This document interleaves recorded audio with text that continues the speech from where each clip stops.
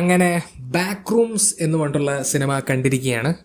And 21 വയസ്സുകാരനായ Kane പാസൺ അദ്ദേഹത്തിൻ്റെ teenage ഇയേഴ്സിൽ back rooms എന്ന് പറഞ്ഞിട്ടുള്ള ഒരു കാറ്റലോഗ് ഹൊറർ ഷോർട്ട് ഫിലിം ഉണ്ടാക്കി യൂട്യൂബിലേക്ക് അപ്ലോഡ് ചെയ്യുകയാണ്. അതിനുശേഷം അത് ഭയങ്കര വൈറലാവുകയും അദ്ദേഹം അതിനെ ഒരു സീരീസ് ആക്കുകയും ചെയ്യുന്നു. അതിനുശേഷം അതിനെ ബേസ് ചെയ്തിട്ട് കുറേ വീഡിയോ ഗെയിംസ് ഉണ്ടാവുന്നു. റോബ്ലോക്സ് എന്ന് പറയുന്ന വീഡിയോ ഗെയിമിൽ കുറേ അധികം അതിനെ ബേസ്ഡ് ചെയ്തിട്ടുള്ള വീഡിയോ ഗെയിംസ് ഉണ്ടാവുന്നു. ആൾക്കാർ അവരുടേതായിട്ടുള്ള രീതിയിൽ ആ ഒരു വേൾഡിനെ എക്സ്പാൻഡ് ചെയ്യുന്നു, പുതിയ ലെവലുകൾ ആഡ് ചെയ്യുന്നു, ലോർ ആഡ് ചെയ്യുന്നു. അങ്ങനെ ഭയങ്കര വൈറലായിരിക്കുന്ന സമയത്താണ് ബാക്ക് റൂംസ് എന്ന് പറഞ്ഞിട്ടുള്ള ഒരു സിനിമ A24 പ്രൊഡ്യൂസ് ചെയ്യുന്നു. അതിൻ്റെ ഡയറക്ടർ 21 വയസ്സുകാരനായ കെയ്ൻ പാസൻസ് ആണെന്ന് പറഞ്ഞിട്ട് പുറത്തു വരികയാണ്. $10 മില്യൺ ബഡ്ജറ്റിലാണ് ആ ഒരു സിനിമ റിലീസാവുന്നത്. ഇപ്പോൾ സിനിമ തിയേറ്റർ റിലീസായി, ഞാൻ തിയേറ്ററിൽ പോയി കണ്ടു. ആൻഡ് ഈ സിനിമ ഇപ്പോൾ അമേരിക്കയിലൊക്കെ ഓൾറെഡി റിലീസായിട്ട് I think 2 ആഴ്ചയായി കഴിഞ്ഞു. ആൻഡ് പടം ഓൾറെഡി 1 ഹിറ്റാണ്. ഓവർ $200 മില്യൺ ബോക്സ് ഓഫീസിൽ ഓൾറെഡി കളക്ട് ചെയ്ത് കഴിഞ്ഞു. ആൻഡ് സിനിമ എങ്ങനെയുണ്ടെന്ന് ചോദിച്ചാൽ, ഇതൊരു slow burn mystery suspense horror ത്രില്ലറാണ്. അഥവാ ഇതൊരു ഹൊറർ മൂവിനെക്കാട്ടിലും കൂടുതൽ എനിക്കൊരു മിസ്റ്ററി സസ്പെൻസ് ത്രില്ലറായിട്ടാണ് ഫീൽ ചെയ്തിരിക്കുന്നത്. അഥവാ ഇതിൻ്റെ ഹൊറർ എന്ന് പറയുന്നത് ആ ഒരു ഫിയർ ഓഫ് അൺനോൺ ആണ്. അഥവാ എന്താണ് ഇവിടെ നടക്കുന്നത്, ഇവിടെ ത്രെറ്റനിങ് ആയിട്ട് വല്ലതും ഉണ്ടോ, എന്താണ് ആ ത്രെറ്റ് എന്ന് പറയുന്ന ആ ഒരു ചോദ്യത്തിന് ഒരു ഇത്ര ഇല്ലാതാവുമ്പോൾ ഉണ്ടാകുന്ന ഒരു ഭയമില്ലേ, ആ ഒരു ഫിയർ ഓഫ് അൺനോൺ, അതാണ് ഈ സിനിമയത്തെ ഹൊറർ. ആൻഡ് ഇതൊരു പക്കാ സ്ലോ ബേൺ മൂവിയാണ്, ഒരിക്കലും ഒരു ഫാസ്റ്റ് പേസ് മൂവിയല്ല. അപ്പോൾ ആ ഒരു കോൺസെപ്റ്റും ആ ഒരു പേസും നിങ്ങൾക്ക് കണക്റ്റ് ആവുകയാണെങ്കിൽ നിങ്ങൾക്കിതൊരു ഗംഭീര തിയേറ്ററിക്കൽ എക്സ്പീരിയൻസ് ആയിരിക്കും. പക്ഷേ അത് കണക്റ്റ് ആയില്ലെങ്കിൽ നിങ്ങൾക്ക് ഇതൊരു 2 മണിക്കൂർ തിയേറ്ററിൽ ഉറക്ക ഗുളികയായിട്ട് മാറാനുള്ള എല്ലാവിധ സാധ്യതകളുണ്ട്. അതാണ് എൻ്റെ ഒരു kind of personal perspective about this movie. And എൻ്റെ എക്സ്പീരിയൻസ് എന്തായെന്ന് പറഞ്ഞാൽ, എനിക്കിത് നന്നായി കണക്റ്റായി man. I thought this movie was absolutely phenomenal. ഒരു ഗംഭീര തിയേറ്ററിക്കൽ എക്സ്പീരിയൻസ് ആണ് എനിക്ക് സിനിമ വന്നത്. അഥവാ 1 മണിക്കൂർ 50 മിനിറ്റാണ് സിനിമയുടെ ഡ്യൂറേഷൻ. തുടക്കം മുതൽ അവസാനം വരെ ഒരു സെക്കൻഡ് പോലും എനിക്ക് ബോറടിച്ചില്ല. അഥവാ അത്രയ്ക്കും എന്നെ ഹുക്ക് ചെയ്തു, അത്രയ്ക്കും എന്നെ ആ ഒരു വേൾഡിലേക്ക് ഇമേഴ്സ് ചെയ്തു എന്ന് തന്നെ പറയേണ്ടി വരുന്നു. ആൻഡ് അതിന് കുറേ കാരണങ്ങളുണ്ട്. ആദ്യം തന്നെ നമുക്ക് എന്തായാലും പെർഫോമൻസസ് എന്ന് തുടങ്ങാം. Every single person has done an absolutely phenomenal job when it comes to the performances, because ഈ ക്യാരക്ടേഴ്സും നമ്മൾ ഓഡിയൻസിനെ പോലെ തന്നെ കൺഫ്യൂസ്ഡ് ആണ്. But at the same time they are also curious, എന്താണ് ഇവിടെ നടക്കുന്നതെന്നുള്ളതിന് ഒരു ഉത്തരം കിട്ടാൻ വേണ്ടി. ആ ഒരു ക്യൂരിയോസിറ്റിയും ആ ഒരു കൺഫ്യൂഷനും അതിഗംഭീര രീതിയിൽ തന്നെയാണ് എല്ലാ ആക്ടേഴ്സും അവരുടെ ക്യാരക്ടേഴ്സിലൂടെ പെർഫോം ചെയ്ത് വെച്ചിരിക്കുന്നത്. ഗംഭീരമായിട്ടുണ്ട്. പിന്നെ ടെക്നിക്കലി ഈ വർഷത്തിലെ one of the best movies എന്ന് എനിക്ക് സുഖമായിട്ട് പറയാൻ പറ്റും. ബിക്കോസ് ആ ലെവലിലാണ് ഇത് പണി വെച്ചിരിക്കുന്നത്. ഇതെങ്ങനെയാണ് $10 മില്യൺ ബഡ്ജറ്റിൽ ഉണ്ടാക്കിയെന്ന് എനിക്ക് സത്യം പറഞ്ഞാൽ എപ്പോഴും അറിയില്ല. ബിക്കോസ് നിങ്ങൾ ആലോചിക്കേണ്ട കാര്യം, ഇതൊരു ഹോളിവുഡ് മൂവിയാണ്. ഹോളിവുഡ് മൂവിക്ക് $10 മില്യൺ ബഡ്ജറ്റ് എന്ന് പറഞ്ഞാൽ ഒന്നുമല്ല. അഥവാ I think 100 കോടിക്ക് താഴെയാണ് ഈ സിനിമയുടെ budget, which for a Hollywood movie is very very low. So ആ ഒരു സ്റ്റാൻഡ് പോയിന്റ് നോക്കുമ്പോൾ this is some real impressive shit man. Like ഈ പടം വിഷ്വലി ഇറ്റ് ലുക്സ് അമേസിങ്. അഥവാ CGIയും പ്രാക്ടിക്കൽ എഫക്ട്സും അവർ ബ്ലെൻഡ് ചെയ്ത് വെച്ചിരിക്കുന്നത് അതിഗംഭീരമായിട്ടുണ്ട്. അഥവാ ചില സീനിലൊക്കെ ഞാൻ ശരിക്കും ഇങ്ങനെ ചിന്തിച്ചു പോയി, ഇത് ഫുൾ CGI ഷോട്ടാണെന്ന് വിചാരിച്ചിരിക്കുമ്പോൾ ഏതെങ്കിലും രീതിയിലുള്ള ഒരു പ്രാക്ടിക്കൽ എലമെൻറ്റ് കയറി വരും. അപ്പോൾ എന്നെ മൊത്തത്തിൽ കൺഫ്യൂസ് ചെയ്യിപ്പിച്ചു. I was genuinely like very impressed with the way they blended practical and CGI elements.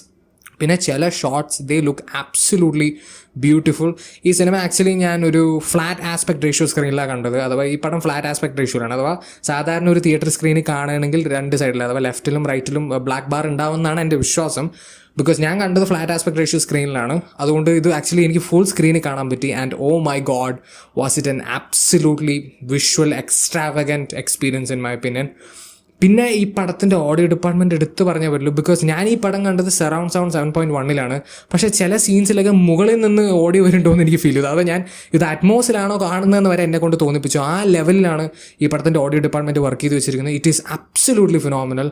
അതുപോലെ തന്നെ ഈ പടം മൊത്തത്തിൽ ഇതിൻ്റെ ഒരു വിഷ്വൽ സ്റ്റൈൽ എന്ന് പറയുന്നത് മെജോറിറ്റി ഇത് ഭയങ്കര ഒരു ബ്രൈറ്റ് മൂവിയാണ്. ബാക്ക് റൂംസിനെ പറ്റി അറിയാവുന്നവർക്ക് അറിയായിരിക്കും, ഇത് ഭയങ്കര ബ്രൈറ്റാണ്. അപ്പോൾ സഡനായിട്ട് ചില സീൻസിൽ പടം ഡാർക്കാവും. അഥവാ ലൈറ്റിംഗ് ഒക്കെ ഭയങ്കര കുറഞ്ഞിട്ട് ഡാർക്കാവും. ആ സീൻസിൽ നമ്മൾ എഡ്ജ് ഓഫ് ദ സീറ്റിലേക്ക് പോകും. അത് സഡനായി നമ്മൾ അലേർട്ടാവും. നമ്മളിങ്ങനെ സീറ്റിൻ്റെ ഉള്ളിലേക്ക് മെല്ലെ ഇങ്ങനെ ഉരുകി ഇങ്ങനെ ചേരും. അങ്ങനത്തെ ആ ഒരു ക്രീപ്പി ഈരി ഫീലിംഗ് ഉണ്ടാക്കിയെടുത്തത് ആദിഗംഭീര രീതിയിൽ തന്നെയാണ്. അതുപോലെ തന്നെ ഓഡിയോൻ്റെ കാര്യത്തിലേക്ക് വരുമ്പോഴും പടം ഭയങ്കര സൈലൻ്റ് ആണ്. അപ്പോൾ സഡനായിട്ട് ചെറുതായിട്ടെങ്കിലും ഒരു സൗണ്ട് അവിടെ ഇവിടെ എവിടെയെങ്കിലും കേൾക്കുകയാണെങ്കിൽ നമ്മൾ സഡനായിട്ട് അലേർട്ട് ആവും, നമ്മൾ പിന്നെ എഡ്ജ് ഓഫ് ദ സീറ്റിലേക്ക് പോകും. അതൊക്കെ ഒരു ഗംഭീരമായിട്ടുള്ള രീതിയിൽ തന്നെയാണ് സിനിമയിൽ ഇംപ്ലിമെൻറ്റ് ചെയ്തിരിക്കുന്നത്. അതിനൊക്കെ കെയ്ൻ പാഴ്സൺസ് എന്ന് പറയുന്ന ഡയറക്ടറും ഈ പടത്തിൽ വർക്ക് ചെയ്ത ഓരോ ക്രൂ മെമ്പറിനെയും എടുത്തു പറഞ്ഞേ പറ്റുള്ളൂ. They have done an absolutely phenomenal job. പിന്നെ മ്യൂസിക്കിൻ്റെ കാര്യത്തിലേക്ക് വരികയാണെങ്കിലും ഇതൊരു it's A very weird, ബിസാർ, mysterious, confusing ആയിട്ടുള്ള ഒരു കോൺസെപ്റ്റ് ടാക്കിൾ ചെയ്യുന്ന ഒരു സിനിമ. അതായത് ബാക്ക് റൂംസ് എന്ന് പറഞ്ഞാൽ it's A very weird, mysterious concept. അപ്പോൾ അതിനെ ടാക്കിൾ ചെയ്യുന്ന ഒരു സിനിമയുടെ ബാക്ക്ഗ്രൗണ്ട് മ്യൂസിക് എന്ന് പറയുമ്പോൾ അതും വിയേർഡ് ആയിരിക്കണം, ബിസാർ ആയിരിക്കണം, ഒരു മിസ്റ്റീരിയസ് വൈബ് തരണം. അത് അവർ ഗംഭീരമായിട്ട് തന്നെ ചെയ്യുന്നുണ്ട്. ഭയങ്കര സട്ടിൽ ബാക്ക്ഗ്രൗണ്ട് മ്യൂസിക്കാണ്, പക്ഷേ ഉണ്ടാക്കേണ്ട സ്ഥലത്ത് അവർ ഉണ്ടാക്കിയിട്ടുണ്ടെന്ന് തന്നെ പറയേണ്ടി വരും. ഗംഭീര ബാക്ക്ഗ്രൗണ്ട് മ്യൂസിക് തന്നെയാണ്. ആൻഡ് എനിക്ക് പ്രത്യേകിച്ച് അങ്ങനെ നെഗറ്റീവ് ഒന്നും പറയാനില്ല ഈ സിനിമയെ പറ്റിയിട്ട്. ആകെ ഒരു നെഗറ്റീവ് പറയണമെങ്കിൽ ഇത് നേരെ നെഗറ്റീവ് ആണെന്ന് പോലും പറയാൻ പറ്റില്ല. But first half was absolute perfection. അഥവാ ഫസ്റ്റ് ഹാഫ് എനിക്കൊരു ജെനുവലി ഒരു മാസ്റ്റർ പീസ് ആയിട്ടാണ് ഫീൽ ചെയ്തത്. ആൻഡ് സെക്കൻഡ് ഹാഫ് കമ്പാരിറ്റീവ്ലി ഇച്ചിരി ഡൗൺ ആയി തോന്നി. അഥവാ സെക്കൻഡ് ഹാഫ് പോക്കാണെന്നല്ല ഞാൻ പറയുന്നത്. സെക്കൻഡ് ഹാഫിൻ്റെ കാര്യത്തിലേക്ക് വരുമ്പോൾ ഫസ്റ്റ് ഹാഫ് എന്ന് പറഞ്ഞാൽ ഒരു ആബ്സല്യൂട്ട് 10 out of 10 ആണെങ്കിൽ സെക്കൻഡ് ഹാഫ് എനിക്കൊരു 8 അല്ലെങ്കിൽ ഒരു 9 out of 10 ആയിട്ട് തോന്നി. അഥവാ സെക്കൻഡ് ഹാഫ് ഗംഭീരം തന്നെ, കിടിലം തന്നെയാണ്. പക്ഷേ first half was just that good എന്ന് എനിക്ക് ഫീൽ ചെയ്തു. ബിക്കോസ് ആ ഒരു കൈൻഡ് ഓഫ് ഒരു ക്യൂരിയോസിറ്റി അവർ യൂട്ടിലൈസ് ചെയ്ത രീതിയും അതുപോലെ മിസ്റ്റീരിയസ് വൈബ് ഫസ്റ്റ് ഹാഫത്തെ വേറെ ലെവലായിരുന്നു. സെക്കൻഡ് ഹാഫിൽ വരുമ്പോൾ കാര്യങ്ങളൊക്കെ ഒന്ന് റിസോൾവ് ആയിട്ട് വരും. കാര്യങ്ങളൊക്കെ കുറച്ചും കൂടി ഓവർ ദ ടോപ്പ് ലെവലിലേക്കൊക്കെ പോകുന്നുണ്ട്, കുറച്ചും കൂടി വിയേർഡ് തലത്തിലേക്കൊക്കെ കയറുന്നുണ്ട്. അപ്പോൾ അവിടെ ഇച്ചിരി ഡൗൺ ആയ പോലെ ഫീൽ ചെയ്തു. ബട്ട് സ്റ്റിൽ സെക്കൻഡ് ഹാഫിലും കുറേ ഗംഭീര മൊമെൻറ്റ്സ് ഉണ്ട്. സെക്കൻഡ് ഹാഫും വേറെ ലെവൽ തന്നെയാണ്. പക്ഷേ കമ്പാരിറ്റീവ്ലി ഫസ്റ്റ് ഹാഫിനെ വെച്ച് കമ്പയർ ചെയ്യുമ്പോൾ ഇച്ചിരി ഡൗൺ ആയിട്ട് എനിക്ക് തോന്നി. But other than that man, this movie is absolutely phenomenal. Like a must watch in theatre. അഥവാ നിങ്ങൾക്കൊരു ഡിഫറെൻറ്റ് ടൈപ്പ് ഓഫ് മൂവി അല്ലെങ്കിൽ ഒരു different type of horror movie തിയേറ്റേഴ്സിൽ കാണുന്നുണ്ടെങ്കിൽ ഇതൊരു മസ്റ്റ് വാച്ചാണ്. ഇത് തിയേറ്ററിൽ നിങ്ങൾ ഒരിക്കലും മിസ് ചെയ്യരുത്. എനിക്ക് എന്തായാലും ഇതൊരു ഗംഭീര തിയേറ്ററിക്കൽ എക്സ്പീരിയൻസ് തന്നിരിക്കുകയാണ്. ഈ വർഷം എന്തായാലും ഹോളിവുഡ് ഹൊറർ തൂക്കി എന്ന് തന്നെ പറയേണ്ടി വരും. ഇതെല്ലാം തുടങ്ങിയത് നമ്മുടെ ലെജൻഡറി യൂട്യൂബർ മാർക്കിപ്ലയറിൻ്റെ ആദ്യത്തെ സിനിമ അയൺ ലങ് എന്നുള്ള സിനിമയെന്നാണ്. അത് മിക്സഡ് റെസ്പോൺസ് ആണ് കിട്ടിയെങ്കിൽ പോലും $3 million ബഡ്ജറ്റിൽ ഓവർ $50 million വേൾഡ് വൈഡ് ആയിട്ട് കളക്ട് ചെയ്തു. ആൻഡ് അതിനുശേഷം നമ്മുടെ ഒബ്സഷൻ, ഓബിയസ്ലി കറി ബാർക്കറിൻ്റെ ഒബ്സഷൻ, അത് വെറും $750K ബഡ്ജറ്റിൽ ഇപ്പോൾ വേൾഡ് വൈഡ് ആയിട്ട് $150 million ബോക്സ് ഓഫീസ് കടന്നു കഴിഞ്ഞു. That is something very huge. And obviously ഒബ്സഷൻ്റെ കാര്യത്തിലേക്ക് ഞാൻ പറയേണ്ട ആവശ്യമില്ല. ഒബ്സഷൻ എനിക്ക് പേഴ്സണലി ഈ വർഷത്തിലെ ദ ബെസ്റ്റ് മൂവിയെ തോന്നിയ സിനിമയാണ്. അഥവാ ബെസ്റ്റ് ഹൊറർ മൂവിയല്ല, ദ ബെസ്റ്റ് മൂവി ഇൻ ജനറലായിട്ട് തോന്നിയ സിനിമയാണ്. ആൻഡ് മാർക്കിപ്ലയറിൻ്റെ അയൺ ലങ് ഞാൻ ആക്ച്വലി തിയേറ്റേഴ്സിൽ കണ്ട എനിക്ക് പേഴ്സണലി ഒരു ഗംഭീര തിയേറ്ററിക്കൽ എക്സ്പീരിയൻസ് തന്നൊരു സിനിമ. ആൻഡ് ഇപ്പോൾ ബാക്ക് റൂംസിലേക്ക് വരുമ്പോഴും ഈ സിനിമ ഓൾറെഡി അമേരിക്കയിൽ ഇറങ്ങി 2 ആഴ്ച കഴിഞ്ഞു. ആൻഡ് ഓൾറെഡി $200 million ഗ്രോസ് ചെയ്ത് കഴിഞ്ഞു, 1 ഹിറ്റായി കഴിഞ്ഞു. And I can say with assurance it's absolutely deserves it. It's a phenomenal movie. എന്തായാലും that's my personal opinion on back rooms. നിങ്ങൾ സിനിമ കണ്ടവരാണെങ്കിൽ നിങ്ങളുടെ ഒപ്പീനിയൻ കമന്റ് സെക്ഷൻ ഡ്രോപ്പ് ചെയ്യാൻ മറക്കരുത്. വീഡിയോ ഇഷ്ടപ്പെട്ടെങ്കിൽ ലൈക്ക് ചെയ്യുക, ഷെയർ ചെയ്യുക, സബ്സ്ക്രൈബ് ചെയ്യുക, നോട്ടിഫിക്കേഷൻ ബെൽ അമർത്താൻ മറക്കരുത്. I will see you guys in next video. Bye by.